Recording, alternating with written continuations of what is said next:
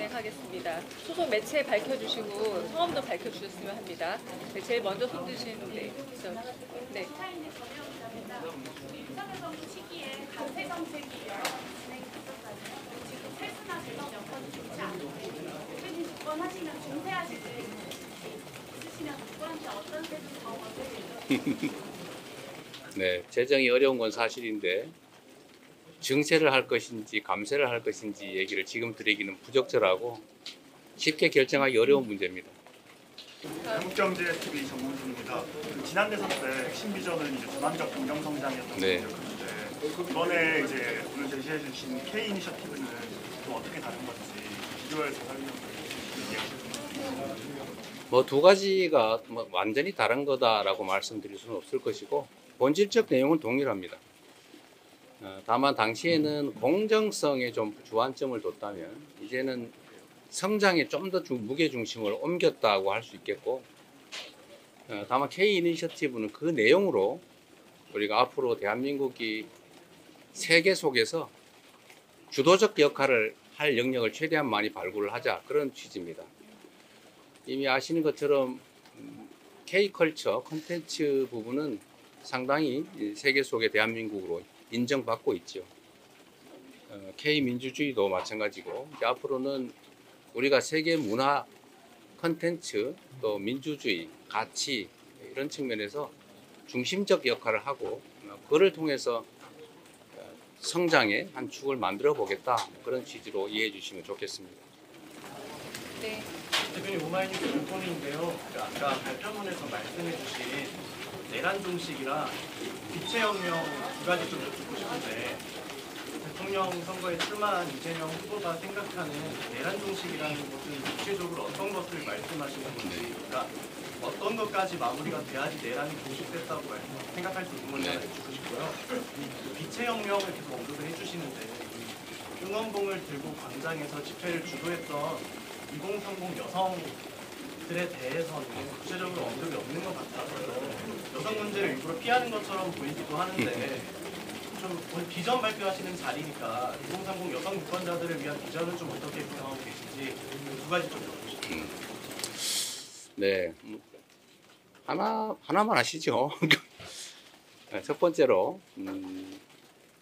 내란은 어떻게 종식되는가, 언제 종식되었다고 할 수 있는가, 그 문제에서는 저는 지금도 내란은 계속되고 있다고 생각합니다.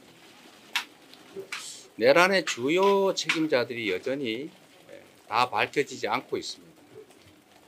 일단 진상이 정확하게 드러나고 또 상응하는 명확한 책임이 부과되고 앞으로는 다시는 이런 일이 생기지 않게 하는 것, 그 제도적 장치, 사회적 합의가 완료돼야 저는 내란에 대한 청산이 끝났다라고 생각합니다.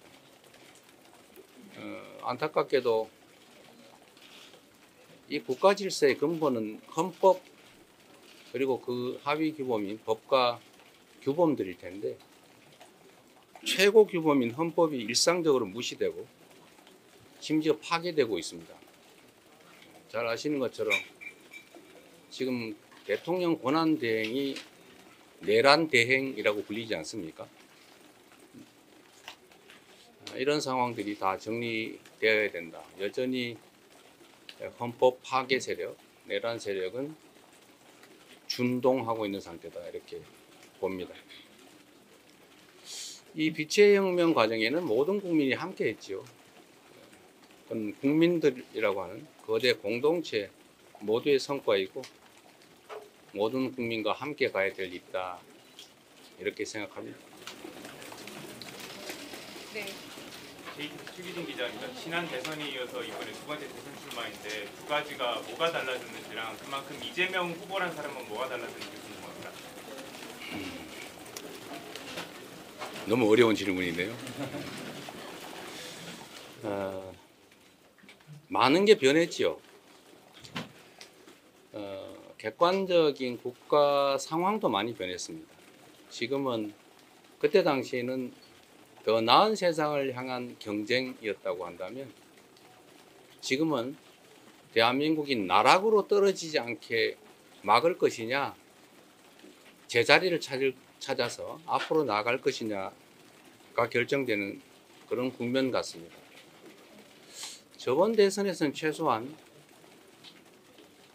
반헌법 세력, 반국가 세력들에 의해서 저는 이 반국가 세력이라고 보죠. 진정한 의미의 반국가 세력. 이 반국가 세력에 의한 공동체 파괴의 위협 이런 게 저번 대선에 최소한 없었습니다. 그러나 이번에는 내란이 계속되고 있다고 말씀드린 것처럼 국가 공동체를 파괴하려는 그런 시도를 하는 세력이 여전히 남아있죠. 그래서 이거는 말씀드렸던 것처럼 파괴와 퇴행의 과거로 갈 것인지 회복과 성장 발전의 정상적인 세기를 갈 것인지가 결정되는 역사적 분기점 또는 분수령 같은 거다라고 말씀드린 겁니다. 그런 객관적 상황의 차이가 있다고 할 수 있겠고요. 또 하나는 이재명이 좀 달라졌겠죠. 좀 더 절박해졌고 좀 더 간절해졌고 좀 더 큰 책임감을 느끼고 있습니다. 네, 저희 이제 종종 더 자주 뵐 것 같습니다. 마지막 질문 하나만 받고 좀 정재인 질문도 좀 받아주시죠. 아까 한국경제 질문 받았습니다. 네, 이거 질문 한번 질문 받겠습니다. 죄송합니다. 아직까지 당내 경선론이 확정되지 않았는데요. 다른 주자들은 기존대로 국민 선거인단 방식을 해야 된다고 말씀하시는 분도 계시고, 다만 당원 주권 시대를 맞아서 권리당원의 공을 늘려야 한다 이런 주장도 나오는데, 선생님은 좀 어떤 쪽이 바람직하다고 보시는지. 제가 선수인데 심판의 규칙에 대해서 뭐라고 말하겠습니까? 합리적으로 국민과 당원의 뜻에 따른 어떤 결정도 다 수용하겠습니다. 네, 경제 관련 질문에 대해서 한번 그리고 하나만 더 받아볼게요. 어제 영상이나 이런 거 보면 이제 후배 사범 서울경제신문 송종훈 기자입니다. 어제 영상과 같이 보면 이제 경제 성장과 국위 구성의 외교 말씀하셨습니다. 그 내용을 보면 사실은 첨단 산업의 발전하는 데 있어서 개별 기업이 감당하기 어려움이 정부가 필요하다. 네. 그리고 국위 외교에서도 기업과 정부의 역할 분담이 필요하다. 기업이 강조됐던 게 참 특이하다는 네. 생각이 들었습니다. 기업과 어떤 정부의 거버넌스를 형성한다든지 기업의 역할을 주문하신다면 구체적으로 어떤 게 될지 네. 궁금합니다. 아까 이제 최규진 기자님이 말씀하신 거와 조금 관련이 있는데 경제 외교 상황도 많이 변했죠. 당시와 지금은 몇 년 사이이긴 하지만 경제 질서랄까 국제적 경제 상황이 완전히 달라졌습니다. 인공지능을 중심으로 한 첨단 과학 기술의 새로운 시대가 시작되고 있습니다. 아마 여기 계신 언론인 여러분 또 우리 국민 여러분 대부분도 아마 이제는 소위 거대 언어 모델, 소위 뭐 챗GPT 같은 이런 인공지능을 대체적으로 많이 사용하실 거예요. 저도 가끔씩은 놀랍니다. 우리 보좌진들보다 훨씬 낫다는 생각을 할 때가 있어요. 미안합니다. 근데 이게 완전히 새로운 세상이 열리는 거죠. 그런데 경쟁은 국가 단위 경쟁을 넘어서서 이제는 사실 국가의 경계가 사라졌습니다. 그런데 경제적 경쟁 활동은 사실 다 기업들이 하게 되죠.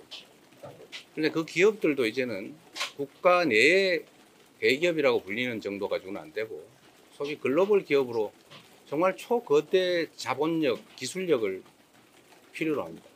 근데 개별 기업들이 감당하기가 어렵죠.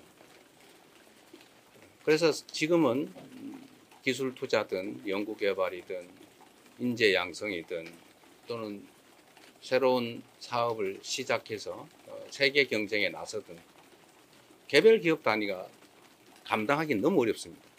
그래서 국가 단위의 관여, 지원, 투자, 협력이 반드시 필요하죠. 그런 역할을 새롭게 시작해야 되겠다. 그 말씀을 좀 강조해서 드린 겁니다. 결국 국가의 부는 기업이 창출하죠. 또 국가 간 경쟁을 넘어서서 글로벌 경쟁들은 기업이 하죠.